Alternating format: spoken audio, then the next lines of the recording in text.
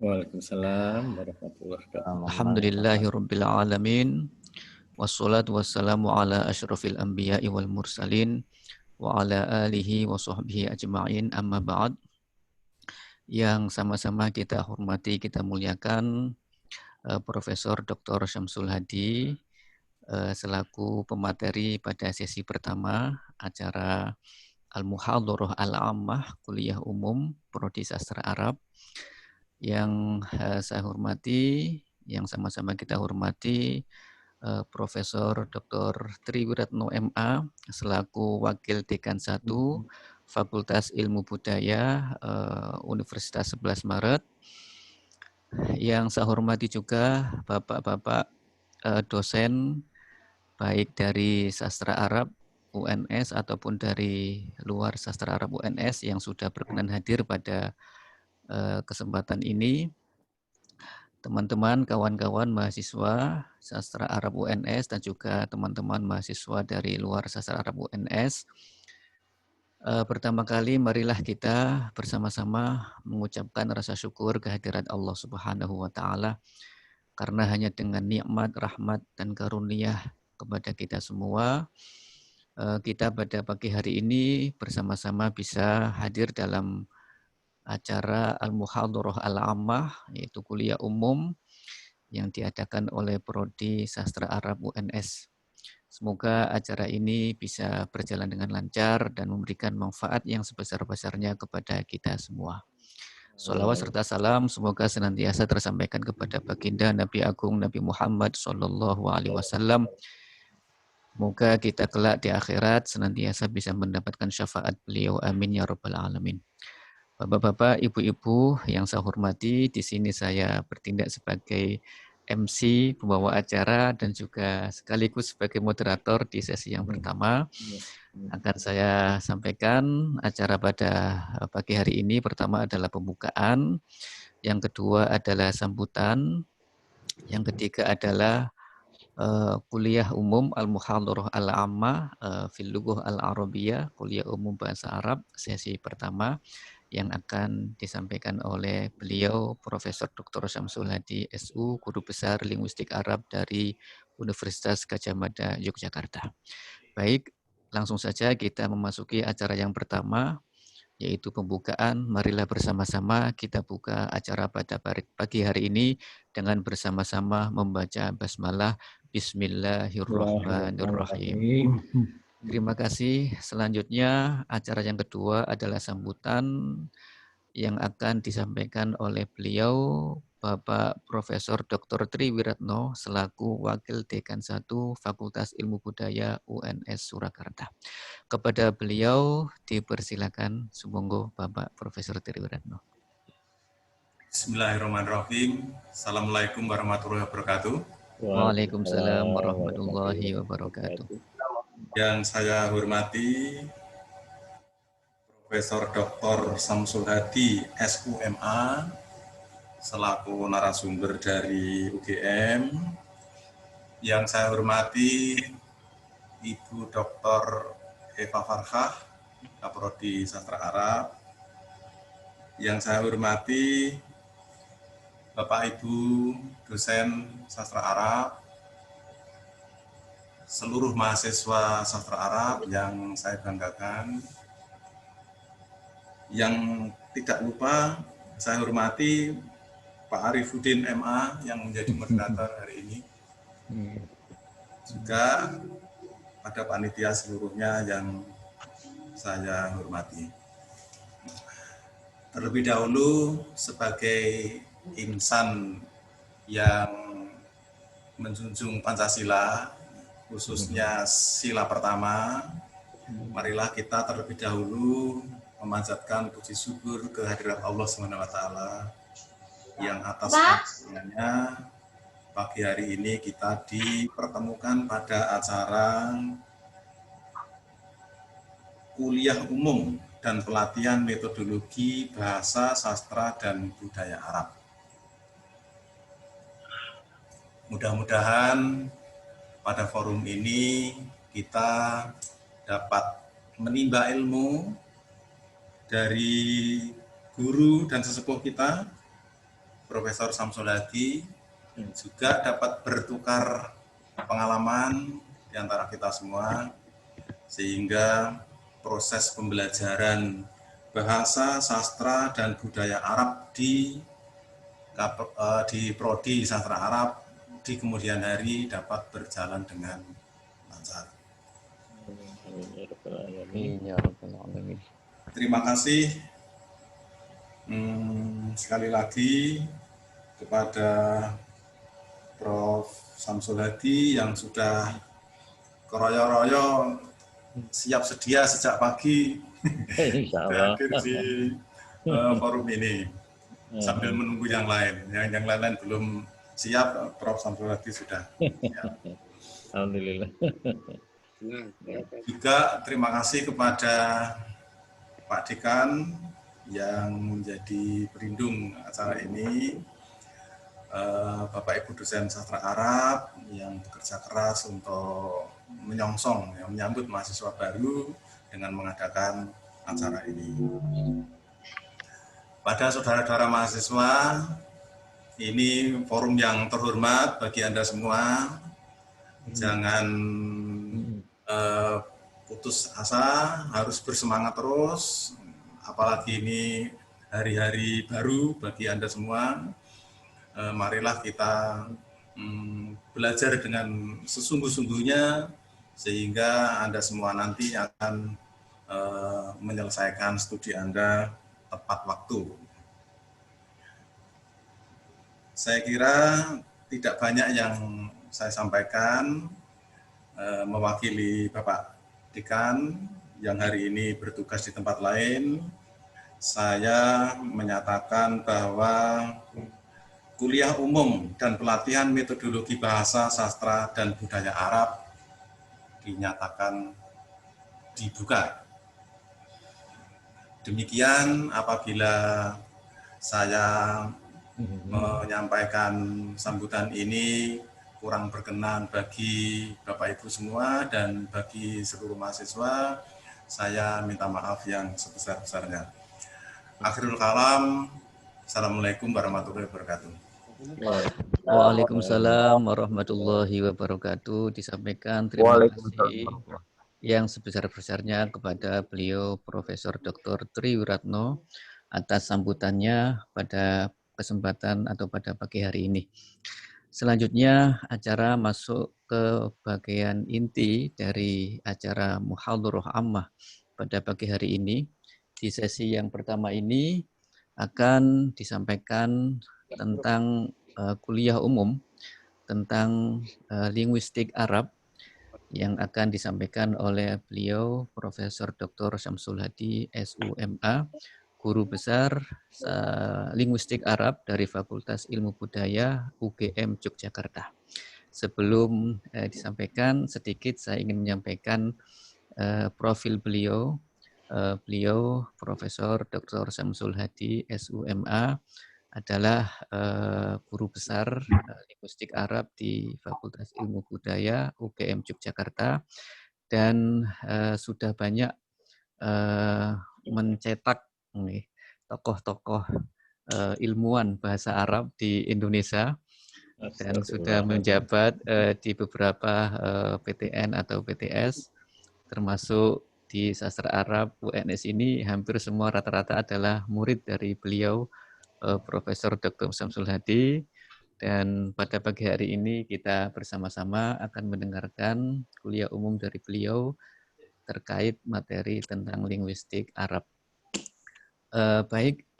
Akan saya persilakan kepada Profesor Dr. Syamsul Hadi untuk menyampaikan materi pada pagi hari ini. Waktu insya Allah kita nanti akan selesai pada jam 10. Mungkin waktu untuk presentasi antara 40 sampai 60 menit, monggo Prof. Nanti kemudian dilanjutkan sesi tanya jawab. Baik. Itu monggo. Matang Profesor Dr. Syamsul Hadi. Assalamualaikum warahmatullahi wabarakatuh. Waalaikumsalam warahmatullahi wabarakatuh. Alhamdulillahilladzi qala fil Qur'anil Karim A'udzubillahi minasyaitonirrajim. Inna anzalnahu Qur'anan Arabiyyan la'allakum ta'qilun. Asyhadu an la ilaha illallah wa la syarikalah wa asyhadu anna Muhammadan abduhu wa rasuluh atma'ul khalqi li rabbil alamin. Allahumma shalli ala Muhammad wa ala alihi wa sahbihi ajma'in. Amma ba'du. Saya merasa sangat berbahagia bisa menjadi untuk memancing diskusi, menyampaikan sesuatu untuk diskusi kita pada pagi hari ini. Saya mendapat kehormatan untuk tampil pada sesi yang pertama. Selanjutnya kita sampaikan, nanti mau disampaikan salam untuk Pak Dekan. Ini hadir Prof. Tri Wiratno, ya.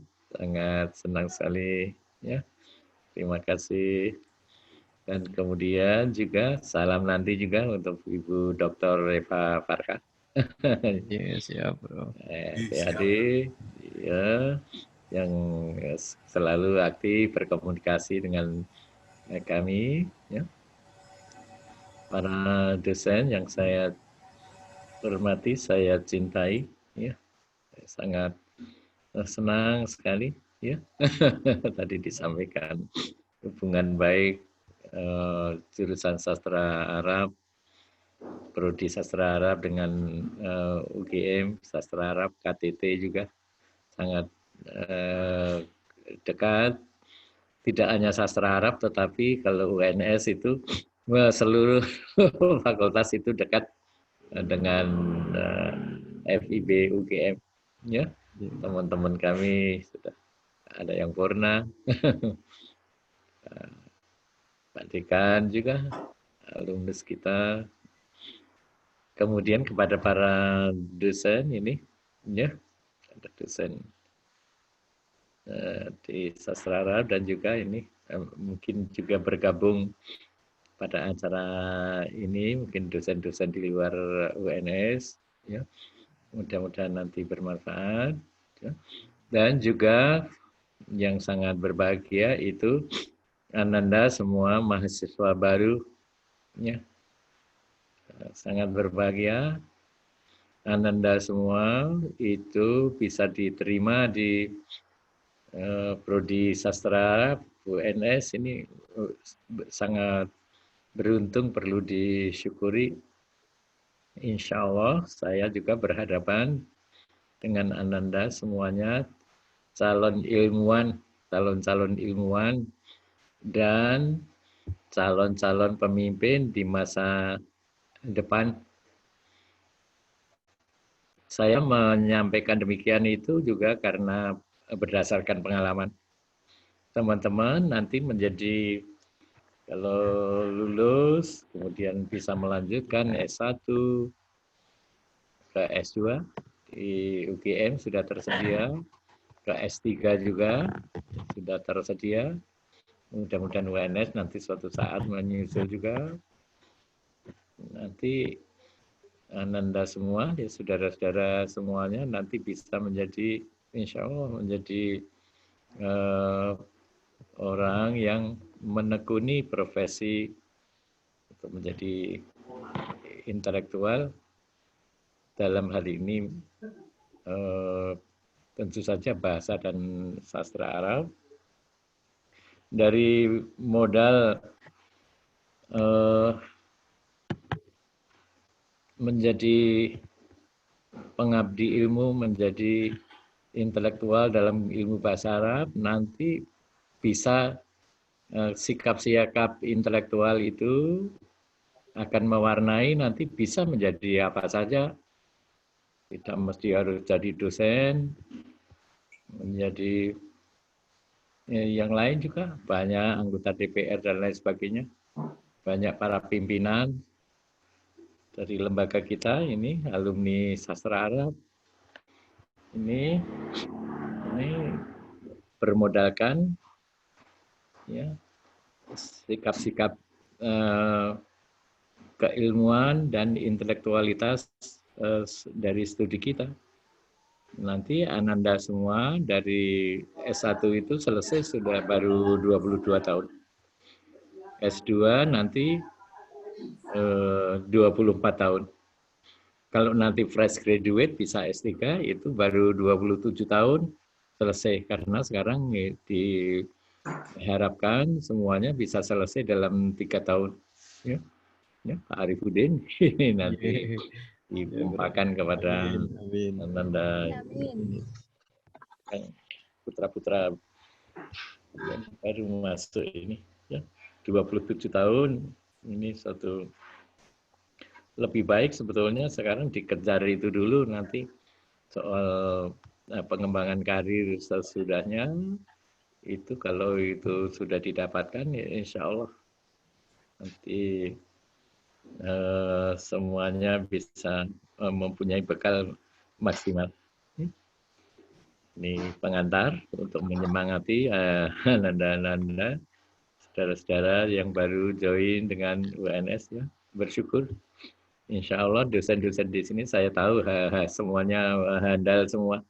Saya menghayati ya satu persatu dari bapak-bapak dosen yang ada di sastra Arab ini. Ya.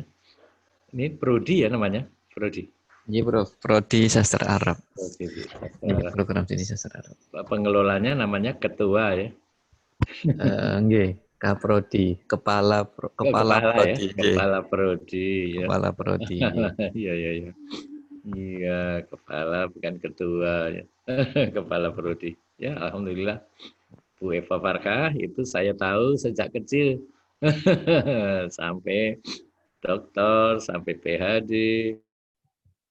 Saya hanya menyampaikan rasa bahagia saja ya. Yang lain juga tidak bisa saya sebut satu-satu karena hampir semuanya hadir ini ya. Sudah ada 88 yang hadir ya. Nah, pembahasan saya pagi hari ini sebetulnya itu juga seperti sebetulnya sejarah ilmu bahasa Arab, sejarah studi bahasa Arab. Sebetulnya ini sama saja sebetulnya ya, perkembangan ilmu bahasa Arab maksudnya di sini juga sejarah studi bahasa Arab. Saya masuk di UGM Pascasarjana tahun 80. 1980 dulu ada mata kuliah namanya Sejarah Studi Bahasa Indonesia. Mata kuliah sejarah studi bahasa Indonesia itu dimulai dari kerja para misionaris untuk penelitian-penelitian mengenai bahasa Indonesia dan juga bahasa-bahasa di Nusantara ini, di negeri kita. Nah, kalau saya bandingkan dengan sejarah studi bahasa Indonesia, ini mulai intensif itu pertengahan abad 19, kemudian abad 20 dulu yang diajarkan kepada saya. Nah ini pembahasan mengenai perkembangan ilmu bahasa Arab ini saya melihat itu sudah sangat luar biasa. Sejak dari abad pertama Hijriah, sekitar abad ke-6, 7 Masehi, sampai sekarang itu mempunyai sejarah yang gemilang studi bahasa Arab ini. Dari itu sebetulnya tidak hanya studi tentang bahasa, tetapi juga lahir dari awal-awal awal-awal abad Hijriah itu sudah lahir teori-teori mengenai bahasa Arab. Ya, tentu saja saya nanti mengenai bahasa Arab, nanti Prof. Sangidu mungkin mengenai sastranya. Ya. Nah, yang saya sampaikan di sini ini adalah kristalisasi daripada kuliah-kuliah saya yang saya sampaikan secara lebih leluasa, biasanya 1 semester. Nah ini saya malah beruntung menemukan benang merah di sini. Benang merahnya itu dari tradisi Arab sampai tradisi Barat. Jadi namun nanti ya, kalau mengikuti mata kuliah Al-Madahibul Khamsah, Madahib Al-Lughawiyah itu sudah sering mendengar, akan tetapi nanti di akhir-akhir di akhir-akhir pembahasan, karena Ba'dal Madahib Al-Khamsah itu nanti di sana adalah lahir keilmuan Arab yang baru kerangkanya, yang memperkaya keilmuan bahasa Arab dari tradisi Arab. Ya, saya sebutkan sebagai tradisi Arab karena memang sangat luar biasa. Jadi perumusan teori mengenai bahasa Arab itu sejak awal sampai sekarang itu bisa dirunut sangat luar biasa. Literaturnya itu terkodifikasi baik sampai sekarang. Ini sejajar juga dengan kitab-kitab agama Islam, ya, kitab-kitab fikih, kitab-kitab usuluddin dan lain sebagainya, itu juga sampai sekarang itu yang belajar agama itu juga tahu itu sejak awal-awal sampai sekarang itu tidak ada putusnya, tidak ada missing link, tidak ada terputus penemuan atau literaturnya. Ini sangat luar biasa, kita sangat senang sekali, ya. Jadi nanti dari Al-Madahibul Khamsah saya tegaskan juga Madahibul Khamsah. Kalau Madahibul Khamsah itu di dalam bidang bahasa. Kalau dalam bidang agama Al-Madahibul Arba'ah. Ya, makanya di sini saya sampaikan Al-Madahibul Khamsah fil lughah. Kemudian ini kita kreasi sendiri karena literatur mengenai madhahib fil lughah, literatur mengenai madhahib fil lughah itu hanya selesai saja pada Madahibul Khamsah. Jadi Basrah, Kufah, Baghdad, Andalusia, Mesir. Hanya selesai itu saja literatur itu. Nah kemudian ini Ba'dal Madahib itu kita mengkreasikan sendiri untuk menambahkan, karena studi pada sesudah Mesir ini pasca Madahibul Khamsah itu mempunyai warna tersendiri. Jadi yang tradisi Arab yang dulu itu masih berkembang sampai sekarang, kemudian diperkuat lagi dengan tradisi Barat yang memperkuat studi mengenai bahasa Arab itu. Jadi pada masa modern ini tidak terputus tradisi Arabnya. Kemudian mulai 2 abad terakhir itu kita diperkaya oleh pemikiran-pemikiran Barat yang nanti mewarnai. Ya. Kita lihat slide sebelumnya pada mazhab itu. Ya. Slide sebelumnya pada mazhab ini. Jadi pada masa Basrah itu ini urutan-urutan ini sebetulnya adalah bukan dilihat dari lahirnya mazhab itu, tetapi dilihat dari berakhirnya. Jadi kita sampaikan di sini. Kalau Basrah itu abad 1 sampai 4 Hijriah, 4 abad. Kemudian juga Kufah mulainya dari abad kedua Hijriah, kemudian berakhir pada abad ke-5 Hijriah, disusul oleh Baghdad abad ke-4. Nah ini Baghdad itu di akhir-akhir dari Basrah mulai tumbuh sampai abad ke-7 Hijriah, hanya 3 abad saja. Kemudian Andalusia ini kalau tidak salah Bani Umayyah itu ke Andalusia itu ya mulai abad kedua Hijriah sudah sampai ke sana, dan diikuti juga oleh studi agama yang sangat kuat, dan juga pasti bagian dari agama itu adalah bahasa Arab. Belajarlah bahasa Arab karena bahasa Arab itu juz'un min dinika. Bahasa Arab itu adalah bagian dari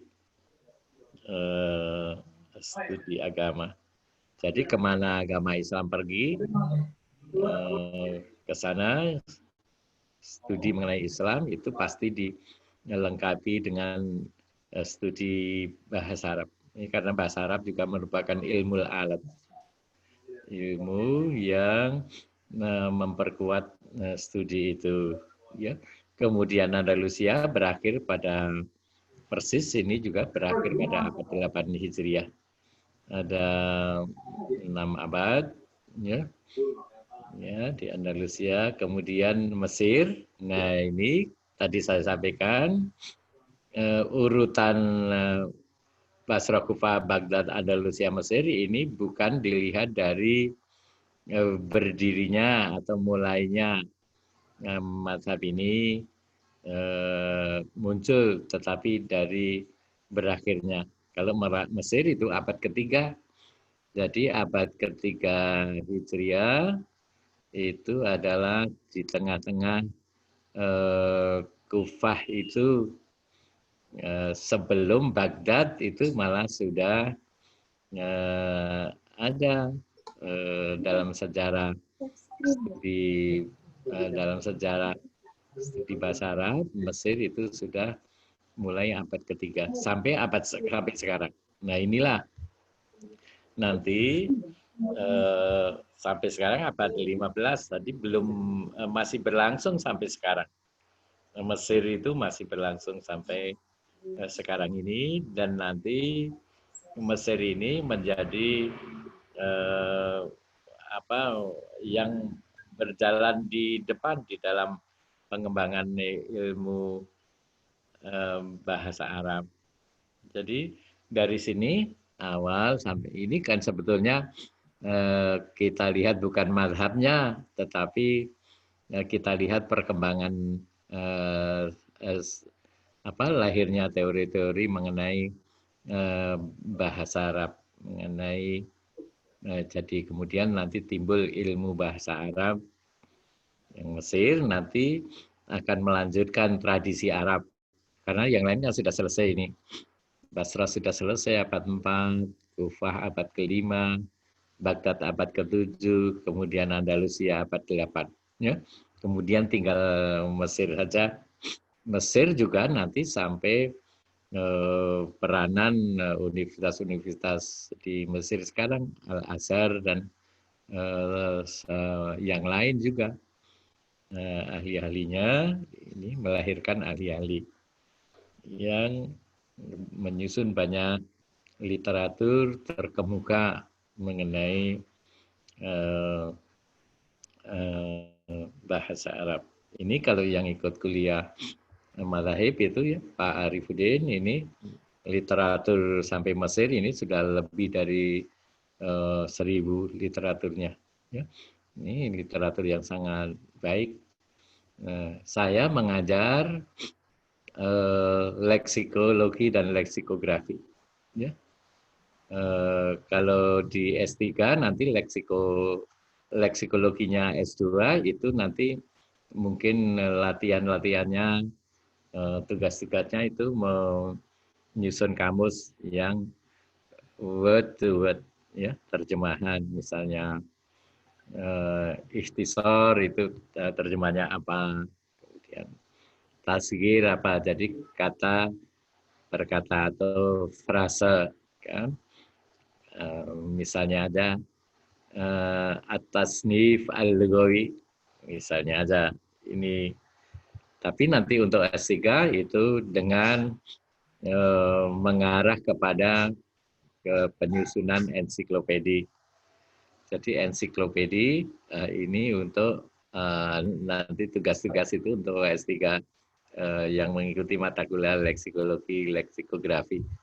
Ini karena entry atau lema pada ensiklopedi itu sudah merupakan ya seperti makalah, ya, kita misalnya mengenai Jabariyah apa misalnya kalau dalam bidang agama, ya. Nanti dalam bidang bahasa Arab mungkin tentang mubtada, ya. Mubtada yang nakiroh. Mubtada nakiroh itu di literatur lama hanya sampai mungkin 3 yang ditakhirkan misalnya aja.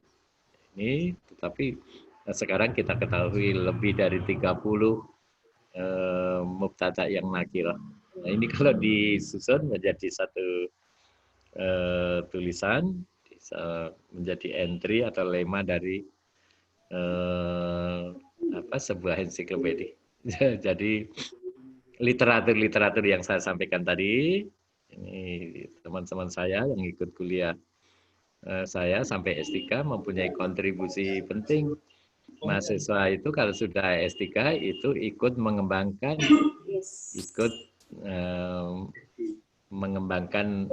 ilmu yang kita pelajari, mengembangkan literaturnya, mengembangkan pembahasannya. Ya, Pak Arifudin yang sudah mengikuti, dan juga dari literatur itu bisa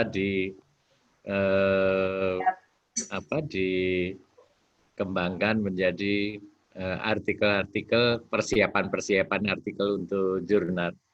Jadi sebetulnya sangat kaya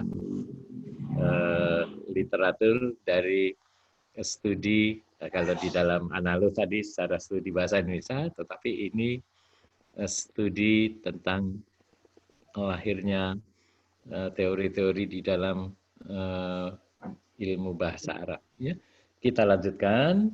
Jadi kalau Madzhabul Khamsah, kemudian pasca Madzhabul Khamsah ini, pasca Madzhabul Khamsah itu Mesir itu masih melanjutkan sampai sekarang. Mesir juga punya kontribusi penting di dalam pengembangan ilmu bahasa Arab.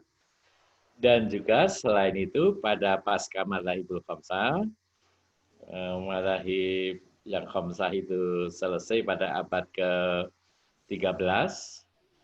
Itu tadi kita lihat. Pasca Madzhabul Khamsah itu mulai dari abad ke-14 dan sampai sekarang ini, sampai hari ini. Sampai abad ke-15. Ya, sekarang 144. Ya, 2. Jadi di sini tadi saya sampaikan yang Madzhabul Khamsah itu ilmu bahasa Arab, ulumul lughah al-arabiyah. Kemudian sekarang yang diperkaya dengan pemikiran barat itu lahir juga sekarang di dunia Arab, itu linguistik Arab. Linguistik Arab. Kalau dulu namanya belum pakai linguistik Arab. Yang linguistik Arab ini pengaruh barat yang diterjemahkan ke dalam bahasa Arab menjadi al-lisaniyat. Al-lisaniyat al-arabiyah, kan, al-mu'asirah. Sering ditambahkan al-mu'asirah. Lisaniyat al-arabiyah mu'asirat. Jadi tadi saya sampaikan ilmu-ilmu menurut tradisi Arab dan abad ke-14, 15 itu diperkaya dengan al-lisaniyat al-arabiyah. Dulu namanya masih ini. Kalau menurut tradisi Arab itu dulu ada ilmu aswad, sudah ada ilmu aswad itu. Kita lihat. Kemudian morfologi, ilmu sorfi. Kemudian ilmu nahwi. Kemudian ilmu makna. Dulu masih ilmu makna. Ya. Kemudian al-balaghah, ada ilmu lahjah juga sebenarnya dulu sudah ada ilmu lahjah di dalam perkembangan keilmuan itu, dan kemudian juga tarjamah. Ya, tarjamah itu selalu mengikuti. Nah, ini ilmu aswad, ilmu sorf, ilmu nahwi, ilmu makna, itu dulu di dalam tradisi Arab itu tidak pernah ada urutan-urutannya, urutan terkecil. Kalau di dalam linguistik modern sekarang itu yang paling tataran yang paling rendah, paling kecil itu ada fonetik. Di atasnya lagi, tataran di atasnya ada fonologi. Kemudian fonologi, ada morfologi, ada sintaksis, ada semantik. Nah, ini di dalam linguistik barat, ini selalu, dalam ilmu linguistik selalu tataran dari fonologi, morfologi, sintaksis, semantik ini selalu ini menjadi tataran dari di dalam bidang analisis maupun juga teori mengenai linguistik itu. Nah, sebetulnya tataran-tataran yang ada pada linguistik modern sekarang itu pada ilmu-ilmu menurut tradisi Arab itu sudah ada ya, sebagian besar sudah ada. Dari pertama saja, dari abad 1 Hijriah itu sudah ada ilmu Sina'atul Mu'jam. Ada Kitabul Ain, itu kamus yang pertama kali lahir. Kitabul Ain itu pasti dilatar belakangi oleh kaidah-kaidah tentang leksikografi. Jadi sudah ada. Kemudian juga ilmu aswad. Kemudian ilmu aswad itu tidak pernah dipisahkan dengan kalau di dalam linguistik umum ada fonetik, ada fonologi. Fonetik ilmu bunyi-bunyi bahasa, kemudian makhorijul hurufnya. Tetapi kalau ismu ada ilmu wadifatul aswad yang fonologi. Ini dibedakan di dalam linguistik umum. Kemudian di dalam ilmu bahasa Arab itu fonetik selalu menjadi bagian dari fonologi, tidak dipisahkan. Nah, kemudian juga semantik belum dengan nama ilmu dilalah seperti lisaniyat al-arabiyah sekarang, ilmu dilalah atau ilmu dalalah. Dulu masih berupa ma'anil Quran, kan? Ada i'rabul Quran, ada ma'anil Quran. Jadi masih ilmu makna, belum tersusun seperti semantik pemikiran dalam pemikiran Barat. Nah, inilah sebetulnya keilmuan bahasa Arab itu sudah melingkupi ilmu-ilmu penting dari linguistik menurut istilah modern sekarang. Ini sangat luar biasa. Linguistik Barat kan baru saja 2 abad terakhir. Kalau ilmu bahasa Arab ini kan sudah saya sampaikan tadi 15 abad. Ini kemudian kita sampai sekarang mulai pada ilmu-ilmu yang mempelajari bahasa Arab dalam kerangka pemikiran Barat. Tadi saya sampaikan di dalam bahasa Arab itu ilmu lughah saja. Kemudian sekarang bergeser menjadi al-lisaniyat al-arabiyah.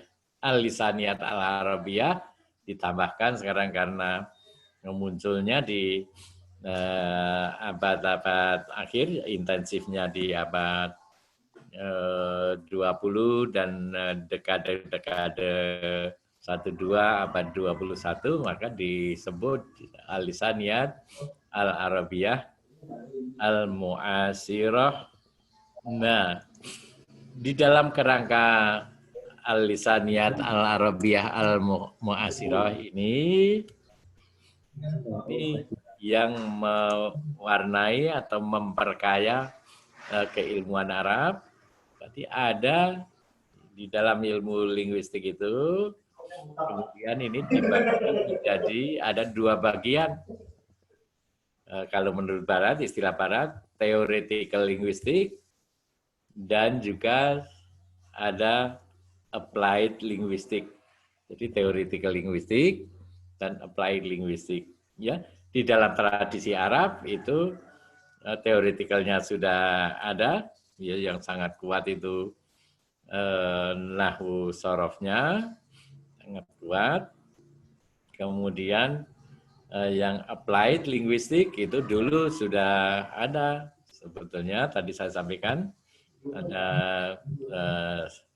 ilmu ma'ajim, sinaatul mu'jam itu sudah sejak dulu, bahkan telah melahirkan ensiklopedi besar di dalam perkamusan Arab, sangat luar biasa.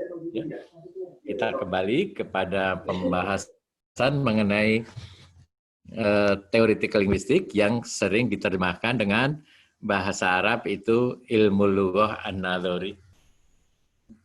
Theoretical linguistik. Di samping itu, karena ini theoretical linguistik, itu linguistik teoritis sebetulnya, dan kemudian linguistik yang diaplikasikan menjadi applied linguistik. Applied linguistik itu maksudnya, itu misalnya ada kaidah-kaidah di dalam linguistik, misalnya fiil, itu ada fiil mujarad, ada fiil mazid di dalam teori morfologi, fiil mujarad dan fiil mazid. Fiil mujaradnya fa'ala, mazidnya dengan biharfin, menjadi fa'ala, menjadi afala. Ini mazid ini kemudian nanti ini dari teori ziyadah ini kemudian nanti diaplikasikan di dalam sinaatul mu'jam, di dalam leksikologi, leksikografi yang diurutkan di dalam menyusun lema atau menyusun entry atau kata-kata yang ada di dalam khasanah kamus itu pasti didahulukan fa'ala. Fa'ala tanpa mazidnya, baru nanti sesudah itu urutan di sub entry-nya itu menjadi fa'ala atau fa'ala atau af'ala. Nah, urutan itu, ya, urutan teori mazid di dalam morfologi, kemudian diaplikasikan, dimanfaatkan di dalam penyusunan kamus.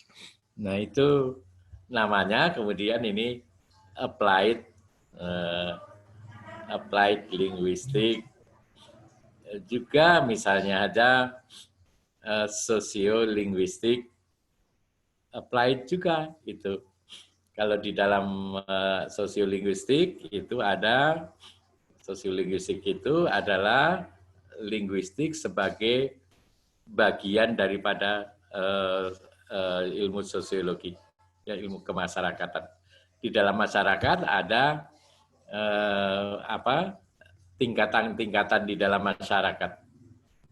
Ada ranking, ada rank di dalam struktur masyarakat. Itu terlebih-lebih kelihatan kalau itu di negara-negara yang menganut sistem monarki. Kalau sistem monarki itu ada raja, ada menteri, ya ada rakyat dan lain sebagainya. Itu kenyataan yang ada di dalam kehidupan masyarakat ini nanti berimplikasi kepada ungkapan-ungkapan yang ada di dalam bahasa. Ya. Misalnya ada rektor, ada presiden, ada menteri, dan lain sebagainya, sering memakai sahibul ma'ali. Sahibul ma'ali atau sahibul fadilah. Itu sudah berbeda dengan kalau kita berbicara dengan teman, ya, dengan teman langsung saja tanpa sahibul ma'ali. Ya.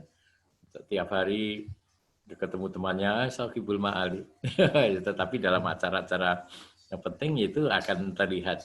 Jadi apa maksudnya tadi applied linguistik? Applied linguistik itu ya kaidah-kaidah di dalam kebahasaan yang diaplikasikan untuk misalnya tadi menyusun kamus. Kemudian di dalam sosiologi sastra nanti akan terlihat di sana ya ungkapannya bagaimana kalau kita bertemu dengan orang yang lebih tua, dengan guru kita, dengan presiden kita. Ya.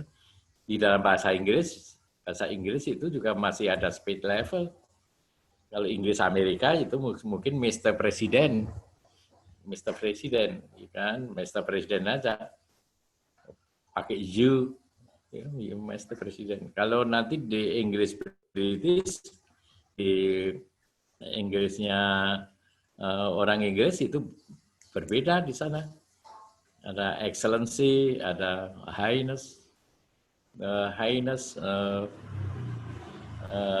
queen mother, sudah queen pakai mother lagi, ibu suri, ya kan? Ibu suri itu bukan raja tetapi ibunya raja, ya. Ini ungkapannya berbeda-beda, address-nya, menyapanya berbeda, belum lagi nanti kalau menjawab pertanyaan bisa putar-putar, ya kan? Bilang tidak tahu saja, ya. I'm sorry, I'm not in a position to give you any information about apa. Putar-putar ya, masih terlihat bahwa itu halus, satu kehalusan. Kemudian tidak langsung menjawab, oh I don't know, tidak, ya. Dalam bahasa Arab juga nanti terlihat itu ungkapan-ungkapan takzim, ungkapan-ungkapan yang menyampaikan sesuatu tapi sebetulnya itu tidak menjawab secara langsung, ya kan? Malahan dulu di Saudi itu kalau menyebutkan raja itu sahibul jalalah, ya. Tapi di revisi sendiri oleh akibat berkembangnya keadaan masyarakat semakin egaliter, ya, tidak disebutkan sahibul jalalah kalau Malik, ya.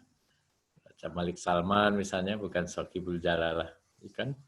Tetapi kalau penyebutan masih kelihatan hormat, tetapi kalau dalam penerbitan masih dikeluarkan oleh kerajaan itu menjadi Khadimul Haramain, ya, takdim juga, tawadhu juga, itu ungkapan dari kerajaan, ya, misalnya ada majalah, kemudian Khadimul Haramain, ya, Malik Salman itu sedang membuka sebuah pertemuan misalnya, itu kelihatan, ya, di dalam posisi kehidupan monarki, ya, tetapi bergeser juga, ya.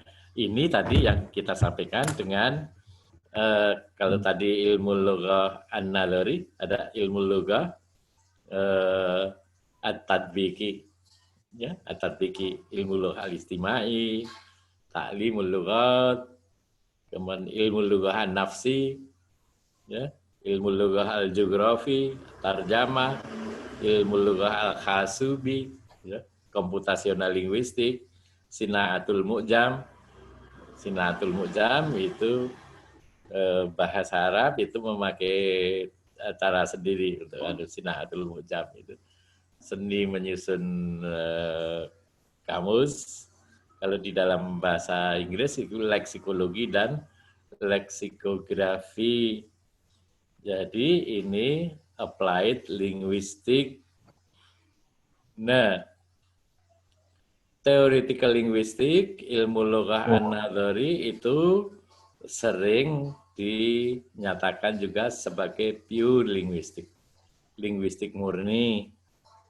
Ini urutan-urutan tadi setelah level tadi ya sebagai pure linguistik. Kemudian juga sering disebut makro linguistik. Makro itu sebetulnya kalau dikontraskan dengan linguistik murni dikaitkan dengan ilmu yang lain, itu disebut makro. Yang sebaliknya kalau yang ini disebut mikrolinguistik, fonologi, morfologi, semantik, sintaksis semantik itu disebut mikrolinguistik. Kaitannya dengan ilmu-ilmu yang lain itu nanti ilmu yang lain itu disebut makrolinguistik.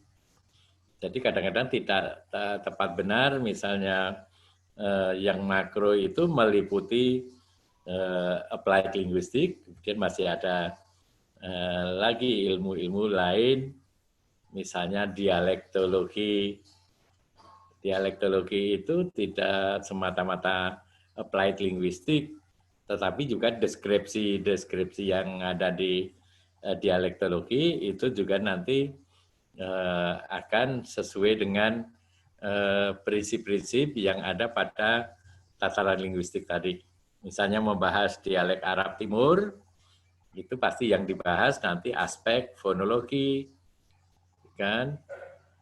Bukan fonetik, aspek fonologi, aspek morfologi, aspek sintaksis. Nah ini sangat menarik sekali kalau kita nanti belajar bahasa Arab, sangat dalam sekali. Saya mensyukuri belajar bahasa Arab ini karena saya selalu membandingkan dengan dulu kuliah saya sejarah studi bahasa Indonesia. Satu semester itu catatannya tidak tebal karena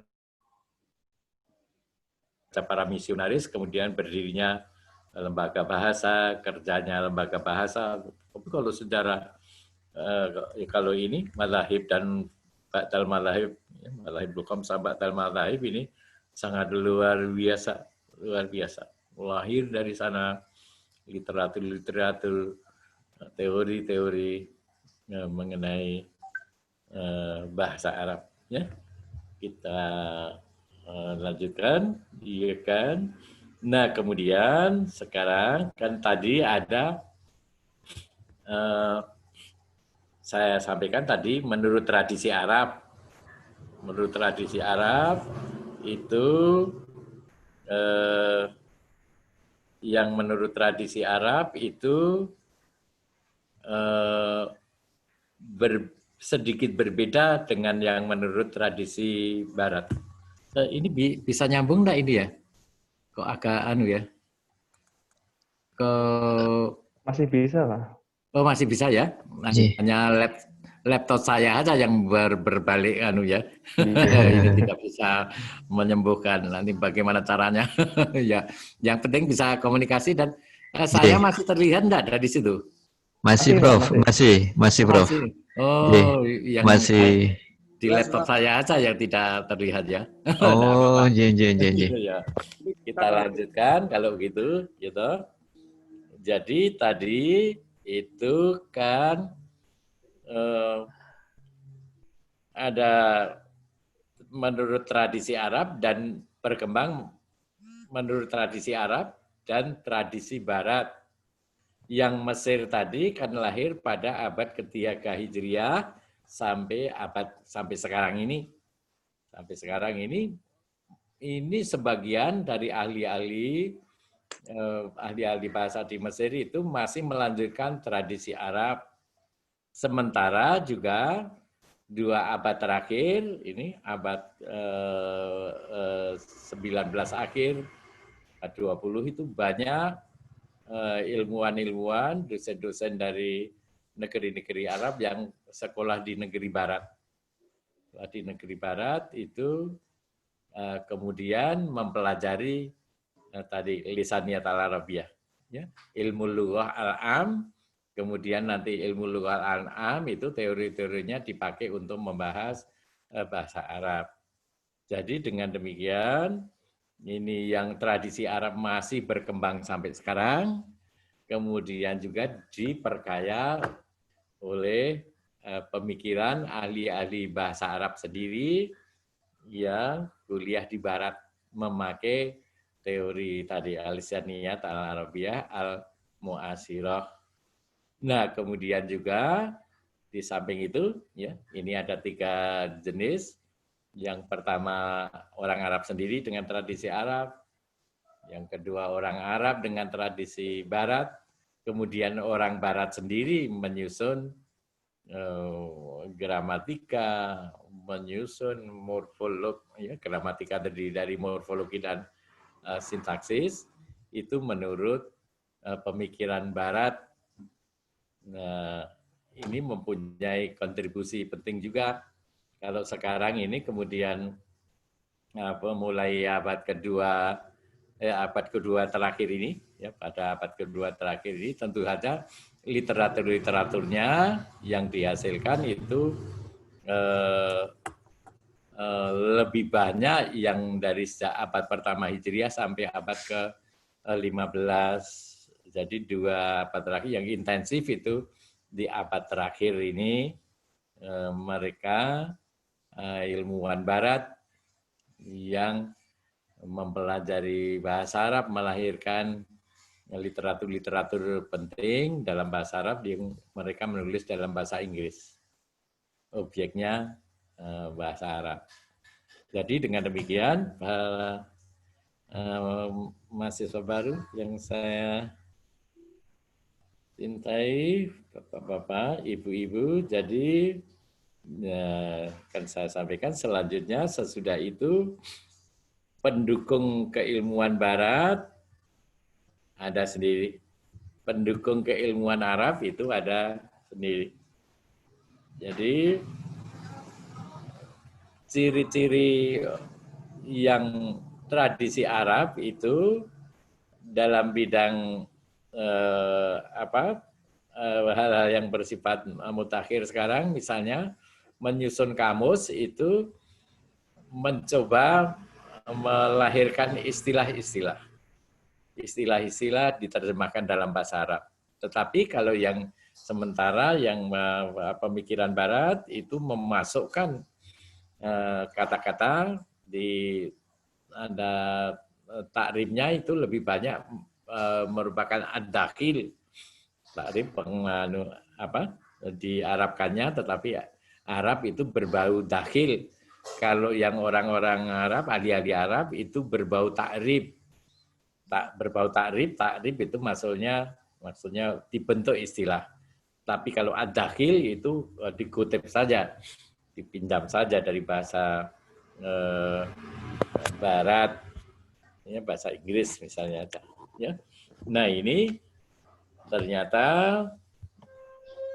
salah satu pendukung dari keilmuan Arab tadi di sini ada tercatat ada Majami' Lughawiyah, ada lembaga bahasa Arab di Kairo, lembaga bahasa Arab di Damaskus, kemudian lembaga ilmu pengetahuan Irak, lembaga bahasa Arab Yordania, lembaga bahasa Arab di Mekah, dan juga di Rabat. Sebetulnya Rabat itu dulu pusat dari ISISCO, tetapi karena Rabat sendiri itu kurang merupakan sentral dari negara-negara Arab, maka dipindahkan yang nanti Rabat ini mendukung digabungannya dengan lembaga bahasa Arab di Kairo. Ya. Jadi lembaga bahasa Arab di Kairo itu sangat luar biasa sekali pengaruhnya. Kalau kita lihat karya-karya dan juga penemuan-penemuan dari lembaga bahasa di Kairo ini, Majma' Lughat di Kairo ini sangat luar biasa. Jadi kalau kita mengetahui dulu ada ada Mu'jam, ada Lisanul Arab. Lisanul Arab dari Ibnu Mandur itu dulu ini merupakan kamus yang unik. Kalau istilah barat disebut rhyming dictionary. Rhyming dictionary itu entry-nya atau lemanya dilihat dari belakang. Jadi kalau kita misalnya menulis meja, kalau meja itu pada urutan alfabetisnya M. Tetapi kalau rhyming dictionary atau Ibnu Mandur ini meja itu misalnya maktabun itu dari baknya yang dihitung, bukan dari maktabunnya, bukan dari mimnya. Jalasa dihitung dari sinnya, karena ini rhyming dictionary. Nah, jalasa kalau kamus-kamus yang lain itu dari jim, urutan entry-nya. Nah, kemudian lembaga bahasa Arab di Kairo ini yang mengubah, ya salah satu kerjanya itu yang sudah dilakukan itu mengubah dari rhyming dictionary kepada kamus yang sekarang yang alfabetis di depan, bukan alfabetis di belakang. Juga kita mengetahui lembaga bahasa ini juga, kalau tadi saya sampaikan dari abad-abad yang lama tadi, ya, ini banyak literatur-literatur yang masih ditulis dengan tulisan tangan. Nah ini tahqiq turos, ya Pak Arifuddin pasti tahu dari Al-Azhar yang namanya tahqiq turos, menyehatkan naskah-naskah lama. Ini biasanya kalau sudah ada naskah, misalnya yang saya tahu ada naskah misalnya dari Ibnu Usfur al-Isbili, Al-Mumti fit Tasrif. Al-Mumti fit Tasrif itu dari periode Andalusia, Al-Isbili itu dari Sevilla, Al-Mumti Ibnu Usfur al-Isbili, Ibnu Usfur dari Sevilla, Al-Isbili. Ya, misalnya Maki dari Makkah, ya, Al-Isbili dari Sevilla. Ini ditahqiq terus, kemudian dicetak lagi, sangat luar biasa ini naskah ini. Ini saya melihat ini awal-awal ahli yang merumuskan adanya mazid pada isim, mazid pada nomina. Biasanya ahli-ahli itu kan mazid pada kata kerja. Tetapi Ibnu Usfur ini yang menyusun literatur yang lengkap tentang mazid pada kata benda. Luar biasa sekali. Kemudian disusul sekarang sangat luar biasa Ibn Qutha. Ya, Ibn Qutha itu juga menyusun Abniyatul Asma wal Afal wal Masadir. Ini jauh dari Ibnu Usfur. Ibnu Usfur itu sudah sangat berjasa dalam bidang morfologi Arab atau syarah. Tetapi jauh sesudah itu lahir itu Abniyatul Asma wal Afal. Ini sangat luar biasa dari Ibn Qutha. Ya, Bapak-bapak, ya, Anda semua, ya.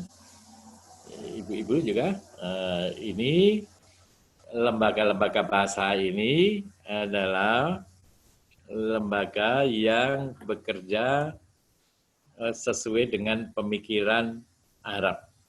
Ya, kalau mentakrifkan kata asing ke dalam bahasa Arab itu dibikin kaidahnya takrif. Bukan kalau tadi yang lain yang Libanon misalnya pemikiran Libanon itu semuanya dakil di sana. Ya. Strategis misalnya istrategi ya lain dengan nanti yang di dalam takrif ya. Kalau kita meneliti nanti ada takrif, ada ad-dakhil, ini ada sesuatu yang berbeda kalau kita meneliti betul-betul ya. Kita lanjutkan sekarang juga ini sangat luar biasa. Tadi kan ada saya sebutkan ada orang-orang Arab yang studi di Barat. Studi di Barat, kemudian nanti lahir tokoh-tokoh orang Arab sendiri yang nanti menyusun karya-karya mengenai bahasa Arab itu dengan pemikiran Barat, dipengaruhi oleh pemikiran Barat. Kalau tadi kata karya-karya yang menurut tradisi Arab itu masih murni Arab. Kalau ini orang-orang yang mengikuti pemikiran Barat di sini ada Shauqi Dhoif, ada Tamam Hasan, Abu Tros Bustami, Ahmad Muhtar Umar, Anton El-Dahdah, ya, Louis Ma'luf dan sebagainya. Ini hanya sebagian saja. Kalau kita mengetahui terbitan-terbitan sekarang Ahmad Muhtar Umar, misalnya Sina'atul Mu'jam Al-Hadis, itu leksikologi Arab modern. Di sana dari literatur ini kita melihat rujukan-rujukannya, citasi-citasinya itu dari literatur Barat. Sangat luar biasa citasi yang ada pada orang Arab yang mengikuti pemikiran Barat. Kemudian juga Tamam Hasan, itu sederet literatur. Di sini kita lihat ada Al-Usul, kemudian Istihadat Al-Lughawiyah. Ya, ini di perpustakaan saya ini saya kumpulkan itu Tamam Hasan, ya, sangat luar biasa. Ya, ini isinya di sana sitasi-sitasi dari pemikiran Barat yang tadi memperkaya. Saya lebih senang menyebut bukan malah tapi ini memperkaya karena mempunyai warna lain di dalam pembahasan mengenai bahasa Arab. Ya, Ahmad Muhtar Umar ini sangat terkenal sekali tulisan-tulisannya.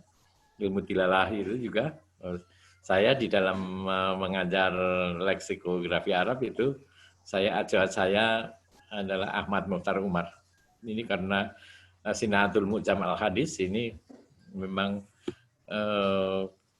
di samping khasanah-khasanah keilmuan Arab yang dikutip, yang menjadi rujukan juga pemikiran-pemikiran Barat. Ya. Kalau saya mengejar misalnya literatur mengenai leksikologi, leksikografi,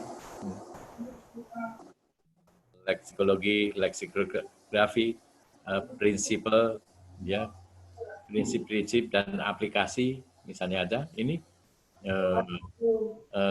luar biasa. Ahmad Muhtar Umar dengan ketat mengutip atau ada citasi dari pemikiran Barat.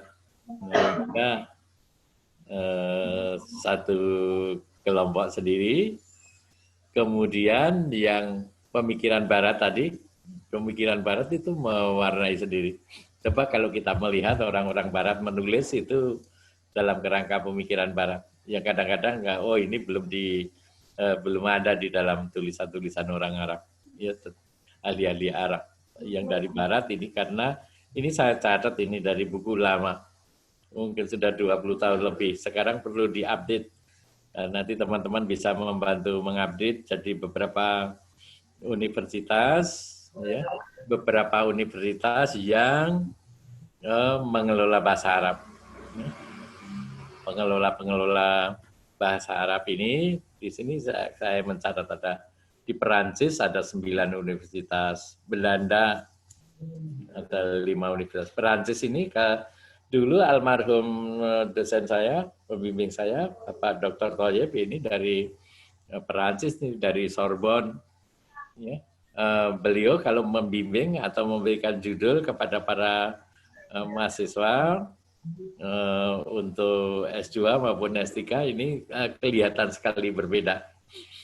Misalnya kolokasi dalam bahasa Arab ini jarang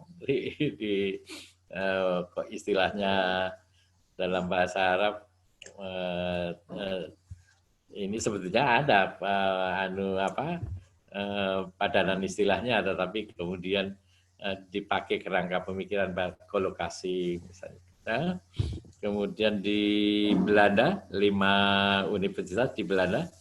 Sebetulnya kalau literatur yang saya acu ini ada nama-nama universitasnya, tapi karena berhubung keadaan yang paling penting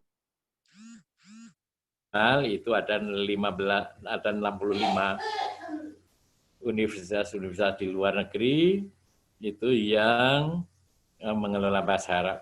Yang kuat di Belanda itu malahan kalau tidak salah di Belanda itu ada indeks hadis. Indeks hadis itu dari Leiden, luar biasa sekali. Dihasilkan oleh ilmuwan barat, indeks hadis yang berjilid-jilid dari Leiden. Kemudian ada Italia, ada Jerman. Jerman itu sangat luar biasa, ada 19 universitas. Di Inggris ada 7 universitas. Inggris itu juga terbitan-terbitan terakhir, nanti saya kutip di bawah, itu dari mana Cambridge. Cambridge itu ya luar biasa. Cambridge itu di dalam melahirkan karya berbahasa Arab itu luar biasa. Ya. Kemudian juga Oxford. Ya. Cambridge itu memang ilmuwannya memang sangat luar biasa. Ya, kalau dari jurusan sejarah misalnya membuat ensiklopedia seluruh dunia, Cambridge History of Islam, Cambridge History of Iran, Cambridge History of apa, semua ditulis oleh ahli-ahlinya. Ya, tadi sampai ke Inggris, Swiss, Irlandia, Rusia juga, Kanada, Amerika, Australia, dan juga Belgia. Ini yang sempat tercatat. Nanti teman-teman yang muda-muda ini yang mengembangkan lah nanti ini disempurnakan tulisan Pak Samsul ini. Tapi ini pokok pikirannya sudah ada di sini, tinggal nanti bantu menyempurnakan. Jadi tadi saya ingin menyampaikan seperti resume di akhir. Resume di akhir di sini. Di sini 3 kelompok tradisi Arab dan Barat. Ya, yang pertama tadi menurut tradisi Arab. Ada An-Nahwul Arabi, ya, itu 5 jilid. Sebetulnya An-Nahwul Arabi ini bisa kita sebut sebagai ensiklopedia Nahwu. Kemudian juga ini oleh Ibrahim Barokat. Ibrahim Barokat. Namanya di double Ibrahim Barokat. Ya. Namanya orang Arab sekarang sering itu diulang. Ibrahim Barokat. Muhammad Al-Muhammadin. Itu rektor dari Konat Suez dulu. Ya. Kemudian yang kedua ini hanya saya kutip saja, hanya saya wakili saja yang tradisi Arab yang sekarang ini yang terbit 2010 ke atas, ya. Jadi ini 10 tahun terakhir. An-Nahwul Arabi itu 10 tahun terakhir, 2014. Al-Mausu'ah Asy-Syamilah fin Nahwi was-Sarfi wal Balaghah. Ini 2014-an ini. Ya. Ini ada bukunya di belakang. ensiklopedia juga ini, Mausu'ah Asy-Syamilah fi Nahwi wa Sarfi wal Balaghah oleh Aiman Abdul Ghani. Namanya diulang. Kalau yang tadi di depan Ibrahim Barakat, kemudian yang di belakang ini Aiman Abdul Ghani. Nah, ini sudah berkunjung ke FIB UGM ini, Dr. Aiman, ya. Mungkin ke UNS dan ke Gotor juga. Ya. Kemudian saya sebutkan di sini sebagai resume itu menurut tradisi Arab Barat. Jadi maksud saya tradisi Arab Barat di sini maksudnya penulisnya orang Arab, tapi pemikirannya mengikuti pemikiran lisaniyat al-Arabiyah. Ini ilmu dalalah, Sinatul Mu'jam al-Hadis, ya, Ahmad Muhtar Umar, Ijtihadat Lughawiyah dari Tamam Hasan. Ini ya, literatur ini adalah literatur yang lahir di dekade kedua abad 21. Ya. Yang ini literatur ini itu adalah literatur yang citasi terhadap pemikiran literatur barat itu sangat kuat. Kita lihat yang ini. Kemudian yang ketiga, yang menurut tradisi barat disusun oleh orang-orang barat. Tadi yang kedua itu para ya, gabungan kebangsaannya, ya. Tradisi Arab Barat, saya sebut begitu, mungkin ini bisa disempurnakan nanti istilahnya. Tradisi Arab Barat maksudnya orang Arab yang menulis memakai teori berdasar teori Barat. Nah, kemudian yang ketiga menurut tradisi Barat, reference grammar of modern standard Arabic oleh Karin Reading. Ini tidak saya sebutkan, tapi ini oleh Cambridge University Press, universitas yang sangat prestisius di Cambridge itu, ya. Terbitannya ini 2000 dekade kedua abad 21. Kemudian juga dari ini yang kedua itu Modern Written Arabic, a Comprehensive Grammar. Modern Written Arabic, a Comprehensive Grammar. Said Badawi, ini dari Oxford. Terbitan juga dekade kedua abad ke-21. Nah, ini ketiga kelompok ini mewakili pemikiran tradisi Arab dan tradisi Barat. Saya kira ini literaturnya ini banyak bisa dikembangkan. Kalau di sini hanya disebutkan dua, nanti kalau ini bukan dalam bentuk ceramah begini, dalam bentuk kuliah, ini bisa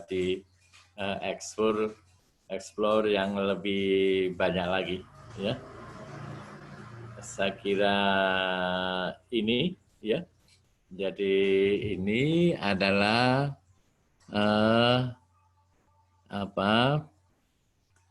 ini bisa terlihat ya dari sana? Halo? Ya, Prof, sakit Prof. Nah, ini saya kacau anunya. Saya kok tidak bisa terlihat di tidak mungkin laptop atas, biasanya kayak ya, muncul kecil gitu. Oh ya ya. Switch the Microsoft account on this PC. Ini saya Ibu ada Mbak Rini enggak? Suruh bantu Bapak. Halo. Iya. Oh, ini enggak ada anaknya. Ayo. Mbak Rini ada enggak membantu ini? Mbak Rini suruh bantu ini. Suruh bantu. Ini maaf ya, kelihatan ya dari sana? kelihatan Prof. Nggak kelihatan Prof. Kelihatan ini. Ini ada ahlinya baru di atas. Ya, tapi tidak mengganggu ya. Hanya saya saja yang tidak melihat secara langsung ya. Hanya penjelasannya saya kira mudah-mudahan ini sebagai sebetulnya benang merah perkembangan lahirnya teori-teori mengenai al-lughah al-arabiyah sampai al-lisaniyat al-arabiyah al-mu'asirah. Ya Pak Arifuddin ini. Yes, ya Prof. Ya saya sangat senang ini. Arifuddin juga saya minta nanti menekuni ini semuanya. Ya. Amin, amin. Yang dekat dengan saya itu Pak Arifuddin dengan keilmuan ini.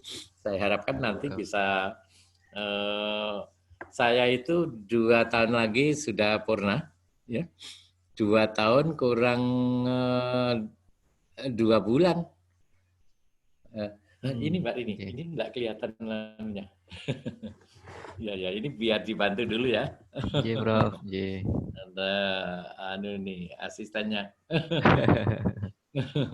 Iya. Dari sana kelihatan. Tiba-tiba sendiri.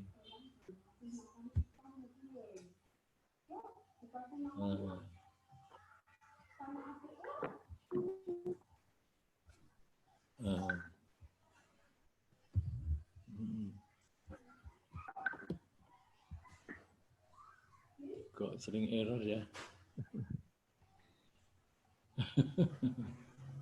Gimana itu? Iya.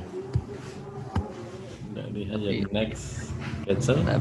Oh, insya Allah nanti diberikan sama Ustaz Sarul. Tapi suara dan gambarnya jelas, Prof, di sini. Suara dan gambar jelas ya? Suara dan gambar jelas. Ya nggak adil ini.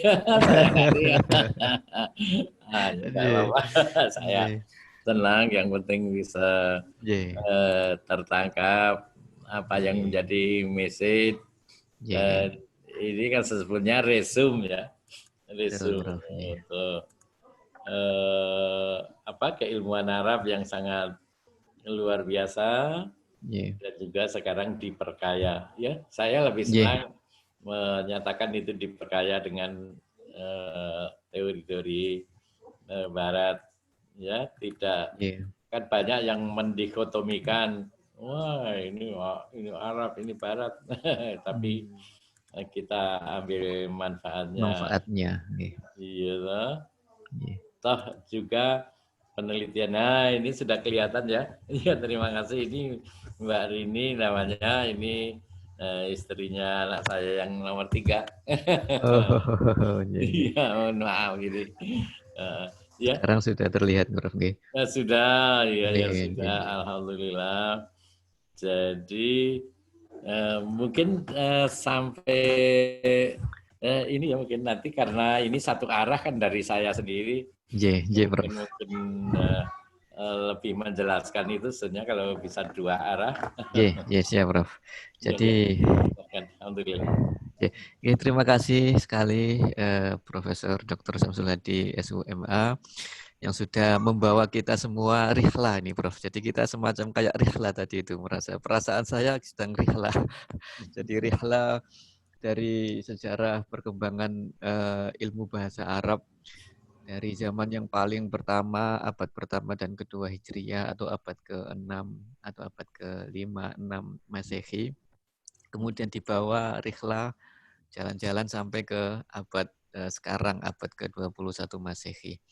Dan ini menunjukkan ternyata ilmu bahasa Arab ini yang sangat luar biasa, khasanahnya, turosnya itu sangat luar biasa. Tadi kalau dibandingkan dengan kuliah secara perkembangan studi bahasa Indonesia, barangkali mundurnya hanya 2 abad. Tapi kalau kita di bahasa Arab mundurnya ini berabad-abad, hampir 14 atau 15 abad. Dan itu sangat mengagumkan dan sangat luar biasa. Dan ini semoga memotivasi teman-teman mahasiswa baru untuk lebih bisa mendalami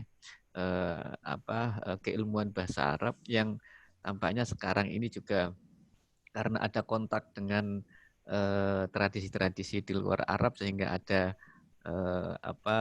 model atau corak baru yang terus berkembang sampai hari ini. Baik, itu tadi yang bisa saya simpulkan dari presentasi beliau, Profesor Dr. Syamsul Hadi SUMA. Sekarang kami persilahkan kepada teman-teman mahasiswa baru atau mungkin dari teman-teman yang lain untuk apabila ada pertanyaan terkait materi yang disampaikan tadi, silakan ditanyakan. Apa misalkan terkait dengan madzhabul khamsah, ini juga istilah baru. Biasa kita mendengar al-madzhabul arba'ah gitu, Prof ya. Sekarang ada al-madzhabul khamsah, ada 5 mazhab. Ya. Tapi bedanya kalau di madzhabul arba'ah itu yang menjadi nama itu tokoh. Misalkan ada mazhab Imam Syafi'i pencetusnya. Tapi kalau di gramatika Arab klasik ini yang menjadi nama adalah wilayah, Prof ya. Ada Basra, Kufa, kemudian ada Baghdad, ada Andalusia, ada Mesir. Ini kan keunikan sebenarnya, keunikan perbedaan penamaan madhab fikih dengan madhab nahwu atau gramatika Arab. Keunikan dan keistimewaan termasuk. Dan di akhir-akhir abad modern ini banyak sekali kontribusi tokoh dan juga lembaga yang turut memperkaya dan mengembangkan ilmu bahasa Arab itu sendiri. Tadi disampaikan ada lembaga-lembaga bahasa Arab, semacam lembaga bahasa Arab Kairo. Kalau di Indonesia itu ya mungkin barangkali semacam badan bahasa, ya. Badan bahasa yang di sana dilakukan penelitian, kemudian menciptakan atau membuat produk-produk, karangan-karangan, karya-karya dan seterusnya. Baik, kami persilakan kepada para pendengar semua. Apabila ada pertanyaan, ini kesempatan yang sangat luar biasa. Kita bisa bertemu, bertatap muka langsung dengan Profesor Dr. Syamsul Hadi. Berharap sekali di acara ini ada semacam tanggapan atau respon sehingga komunikasinya bisa berjalan secara dua arah.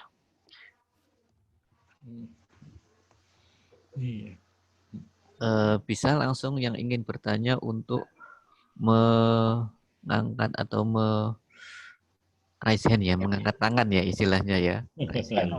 Ya. Alhamdulillah ya.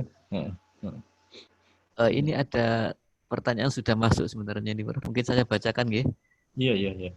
Oke, saya bacakan. Ini mohon maaf ini kok banyak yang masuk jadi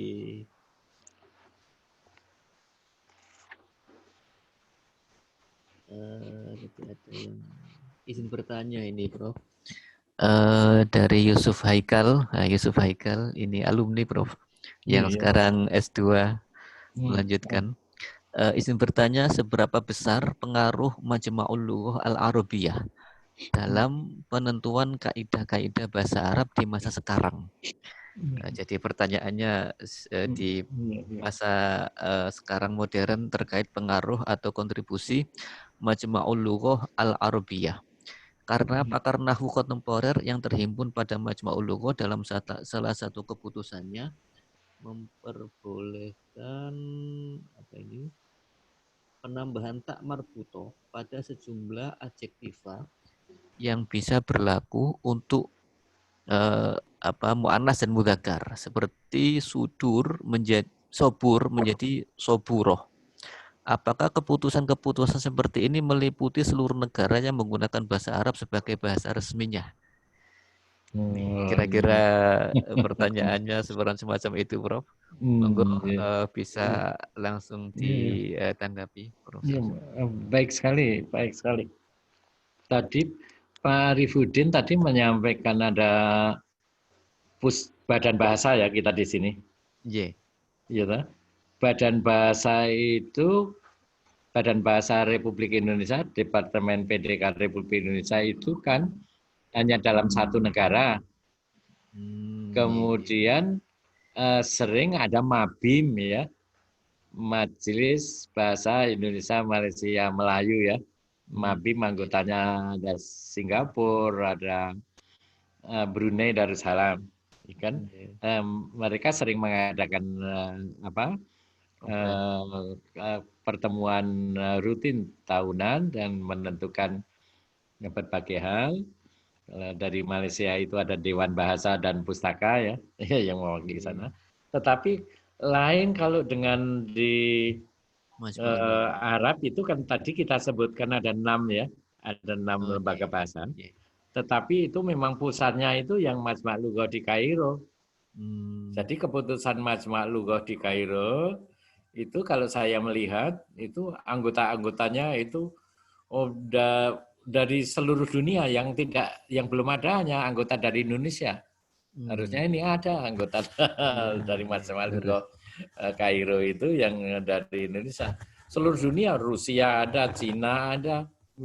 Itu saya punya terbitan terakhir itu anggota Majma' Lughah seluruh dunia ada 160-an anggota. Nah, ini berlaku untuk seluruh negeri keputusan dari Majma' Lughah di Kairo itu, karena memang itu sentralnya dan memang Kairo itu di dalam bidang keilmuan bahasa itu memimpin langkah-langkah terdepan, langkah terdepan ya. Kalau yang lain itu nuansanya mungkin di Saudi lebih banyak nuansa agamanya, ya toh. Kalau ini memang apalagi kan juga intensif bekas jajahan Inggris Perancis dan kemudian mengirimkan ada satu literatur itu perkembangan lisaniyat al-Arabiyyah fi Masr. Mungkin Pak Arifudin sudah pernah saya sampaikan ya buku ini. Iya, Prof. Iya toh, tatawur atau perkembangan lisaniyat Arabiyyah di Mesir, ya kayak Mesir itu ya, kan itu siapa-siapa saja yang dikirim ke negeri barat, kapan ya, kemudian ini mewarnai juga mereka sebagai anggota bahasa di Majma' Lughah ini juga. Namun di dalam keilmuan saya sering menyampaikan bahwa yang menentukan perkembangan bahasa itu tidak hanya dari kalau keputusan-keputusan itu memang mengikat ya, tetapi ada lain dibantu oleh Rijalul Lughah. Rijalul Lughah itu banyak menyusun literatur-literatur mengenai misalnya mengenai ilmu mustalah yang sering kita sampaikan, al-ma'ajim wal mustalahat, kan? Dari sisi keilmuan mereka menyusun istilah-istilah, dan kadang-kadang juga di dalam istihadat lughawiyah itu sering mengutip keputusan-keputusan dari Majma' Lughah. Jadi ada peranannya. Kalau ini saya kira sangat kontributif dan seirama dengan Majma' Lughah yang Rijalul Lughah yang tradisi Arab tadi. seirama dengan ya, karena mungkin ada beberapa yang menjadi pembahasan dari wilayah keilmuan. Kalau keputusan kan keputusan itu dari para ilmuwan, tetapi pembahasan keilmuannya itu oleh Rijalul Lughah. Ini kelihatan. Jadi saya melihat ini senada seirama kalau yang tradisi Arab. Tetapi kalau misalnya kita melihat kamus-kamus yang lahir dari Libanon sekarang itu memang deras istilah-istilah yang dakhil ya. Saya menyusun itu kan ada glosarium kata istilah asing dari bahasa Inggris itu dari Al-Maurid itu memang dakhilnya sangat kuat. Kalau sementara Majma' Lughah at-ta'rif. Ta'rif itu dikaidahkan kalau begini bagaimana kaidahnya ya. Kita ada qoror dari Majma' Lughah itu. Ya sebetulnya kalau dulu ada dosen di Ustadz Mujawir di FIB itu, sayang saya tidak sangat erat kontaknya waktu itu ya, dari Majma' Lughah ini sebetulnya. Kalau itu bisa iya, pernah ya Ustadz Mujawir itu. Mujawir. Itu sayang saya ada 3 bulan kok tidak memanfaatkan dengan baik ya. Tapi teman-teman saya lihat yang dekat dengan kamar beliau itu selalu memanfaatkan. Ya itu tadi ya. Jadi jadi mudah bermanfaat dan ini memang menjadi rujukan qarar-qarar di Majmu'atul Qararat dari Majmu' Lughat di Kairo. Ya. Alhamdulillah. Iya. Terima kasih Prof. Samsul. Jadi menambahkan pengetahuan kepada kita. Jadi sekarang keberadaan Majma'ul Lughah Al-Arabiyyah bil Qahirah, jadi lembaga badan bahasa Arab ya, yang ada di Kairo ini ternyata menjadi terdepan ya, mungkin yang memimpin di antara lembaga bahasa Arab di negara-negara Arab yang lain, sehingga keputusan-keputusannya berlaku secara umum, katakan Prof. Berlaku secara umum. Anggota ya, tidak hanya Liga Arab ya. Baik. Ini ada pertanyaan kedua, Prof. Ini beliau dari Pasca PBA Unida. Terima kasih atas pertanyaannya. Dari Bapak Harisman, mahasiswa Pasca Sarjana PBA 3 Unida. Kenal ini Mas Harisman. Beliau menanyakan apa yang menjadi perbedaan mendasar antara al-ma'ajim dan al-mustolahat, Prof. Al-ma'ajim, istilah al-ma'ajim dan al-mustolahat, ini perbedaan yang mendasar kira-kira apa? Terima kasih. Monggo, Prof. Iya, ya. Baik ya, saya senang sekali. Kalau ma'ajim itu sebetulnya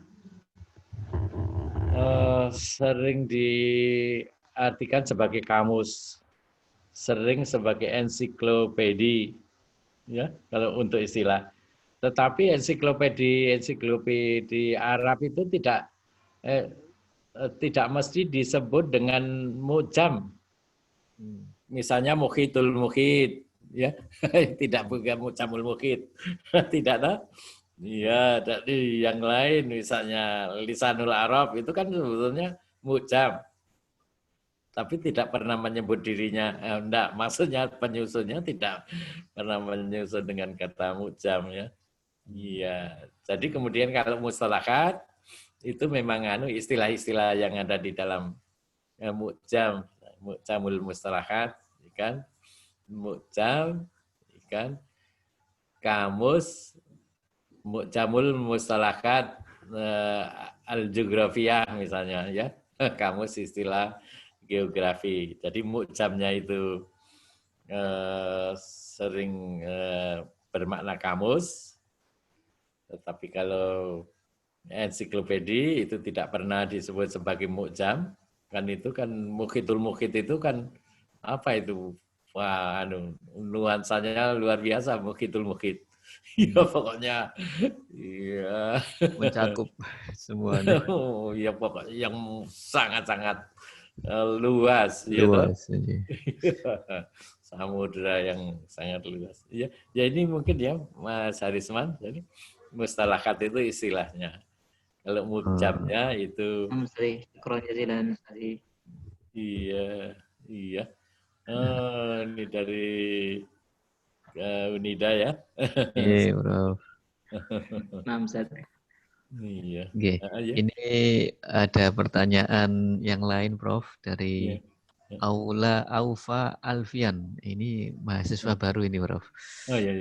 Alhamdulillah bisa mengajukan pertanyaan. Maaf, Prof, ingin bertanya apa perbedaan mendasar antara mu'jam, qomus, dan mausu'ah? Masih terkait istilah yang hampir mirip, Prof. Iya. Antara mu'jam, qomus, dan mausu'ah. Iya. Ini saya mau bertanya dulu ke teman-teman baru ini. Bisa dipahami enggak yang disampaikan Pak Samsul tadi? Bagaimana? Bisa paham ya? Lumayan. Insya Allah ya. Ya, insya Allah. Ya, saya sampaikan dengan mat-matan dalam bahasa Jawanya. Iya, Pelan-pelan dan hati-hati, Prof. Nggih. lambat-lambat dan mungkin saya ulang dan lain sebagainya. Ya ini sebetulnya dalam arti umum itu memang kaumus ya, kaumus. Tetapi kalau mausu'ah itu yang ensiklopedi lah.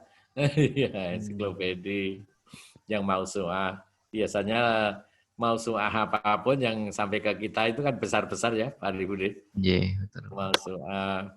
Ini seperti Aiman tadi. Luar biasa tuh. Aiman itu menyusun mausu'ah, an-nahwiyah, was-sarfiyah, wal balagiyah ya tadi. Iya, betul, Prof. Iya toh. Itu kan saya sampaikan tadi itu sangat berkembang. Keilmuan dalam tradisi Arab yang tidak mengutip dari barat itu sangat berkembang luar biasa. Dia melanjutkan tradisi Arab itu sangat dalam. Luar biasa. Iya, ini saya lihat tadi Dr. Aiman ya. Iya, Dr. Aiman Abdul Ghani, ya kan? Mausu'ah asyamilah fin nahwi wa sorfi wal balaghah Aiman Abdul Ghani. Ini pembahasannya tidak ada di situ itu. Nah, di sini ada 6 jilid. Iya. Ini 6 jilid. Ini saya tunjukkan. 6 jilid ini satu pun itu tidak ada, ya. Ini kutipan dari ahli-ahli barat, ya. Kalau yang lain kan sudah ada Chomsky, ada De Saussure, ada iya, lain sebagainya, Halide, ya. Ini sama sekali tidak, tetapi anunya sangat dalam dan mengembangkan pembahasan seluruh.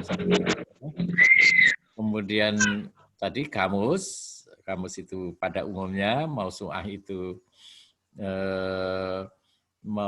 itu yang ensiklopedi, kemudian mu'jam itu juga semacam kamus lah, ya. Mu'jamul mustalahat, al-lughawiyah misalnya juga. Saya lihat di sininya juga kamus istilah linguistik Arab, kamus istilah bahasa. Ya, jadi itu mungkin mu'jam hampir dekat dengan kamus, tetapi kalau mausu'ah memang mausu'ah itu ensiklopedi, dan kalau ensiklopedi itu sering sudah keluar dari masalah kebahasaan. Jadi kalau misalnya ada al-jisr itu kalau dari sisi bahasa kan itu jembatan, gitu. Tetapi kalau pada ensiklopedi sudah mungkin konstruksinya, kemudian model jembatan di tempat-tempat, jembatan-jembatan lama misalnya itu tidak pakai beton bertulang dan lain sebagainya. Kalau jembatan sekarang itu kan jalan-jalan tol sudah semuanya, sebetulnya Bawen sampai Semarang itu kan jembatannya banyak ya, Mas Jayudi. Iya kan? Itu kan jembatan ya. Nah, kalau mausu'ah atau ensiklopedi itu sudah tidak hanya wilayah bahasa saja. Ya. Tetapi nanti jenis-jenisnya misalnya, ya. Perkembangan terkininya ya. Tadi siapa? Mas Aufa? Siapa? Mas Alfian, Aufa Alfian apa ya tadi? Oh ya, Alfian. Aufa Alfian, ya. Iya, Aufa Alfian. Iya. Ya, terima kasih ya. Saya sangat senang ini Anda semua mengikuti ya. Ada 95 yang saya lihat di sini. Mahasiswa baru berapa? Alhamdulillah. Mahasiswa baru ada 61, Prof. Oh, 61. 61, ya. Ini ada yang berbela syukur ya. Alhamdulillah. Tapi berbela ikut. Alhamdulillah, Bro. Lebih dari 30 ya. Iya. Hari ini mahasiswa baru akan mendapatkan kuliah umum 4 sesi, Prof. Sesi pertama ini bahasa. Ya. Nanti ada sesi kedua terkait dengan penerjemahan. Kemudian sesi ketiga sastra dan terakhir adalah KTT. Oh, Nggih. ke KTT-an ya. Nggih, ke KTT-an. Lurus nggih. Ya, karena ini waktu sudah menunjukkan jam 9.45, artinya masih ada waktu 15 menit.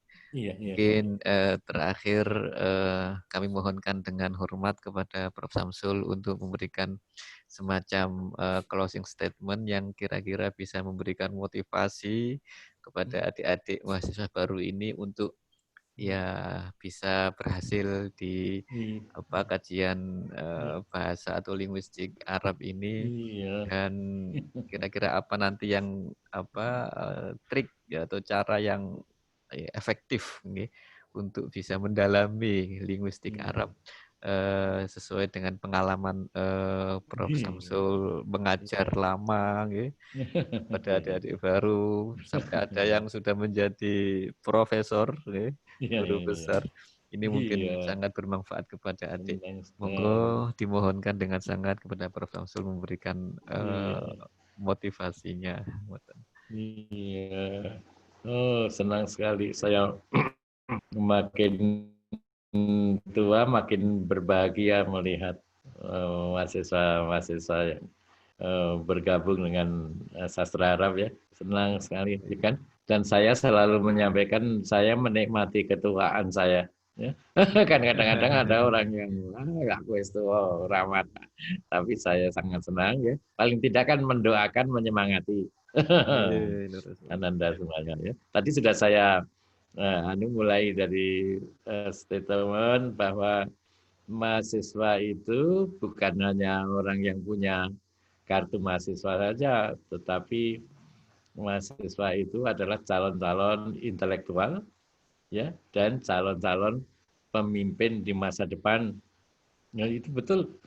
Saya kemarin kan diminta memberi pengantar di ada ceramah dari alumni sastra Arab UGM, Mbak Rita Pranawati yang di UIN Jakarta dan di wakil ketua KPAI. Itu lulus 20 tahun dari sastra Arab. Lulus S1 dulunya 20 tahun itu berkembang sangat pesat. Jadi perkembangannya itu saya lihat dua sisi, keilmuan dan juga ini organisasi, ya profesi, kan menjadi pemimpin itu ketua KPAI itu kan, ya kan. Jadi sikap-sikap intelektual itu nanti sastra Arab nanti jadi KPAI kan, itu sikap intelektualnya yang dimanfaatkan dan juga bahasa Arabnya masih sangat-sangat bermanfaat juga. Nah ini saya harapkan ini Ananda semuanya ini beruntung, ini generasi milenial ini sangat beruntung. Saya mengutip ada seorang teman saya, generasi sekarang itu generasi yang menderita kemudahan. Menderita kemudahan. Gitu. Fasilitas-fasilitas ada sekarang. Fasilitas untuk belajar, ya, luar biasa fasilitas untuk belajar. Dosen-dosennya lengkap. Iya tuh Pak Arifudin, di UNS kan sudah lengkap. Dosen-dosennya lengkap. Kemudian literatur-literatur lengkap, bisa mencari di internet. Ini sangat luar biasa ini. Luar biasa fasilitas ini. Dulu, zaman saya kuliah dulu, ya, tahun 70 itu belum ada fotokopi. Fotokopi itu baru tahun 71. Itu pun mahal, bentuknya tidak seperti sekarang kan masukkan di tempat fotokopi, besok pagi sudah keluar buku 10, ya toh? Kalau itu tidak, hanya berapa lembar yang itu kertas karbon itu kemudian seperti digores baru kelihatan kopiannya.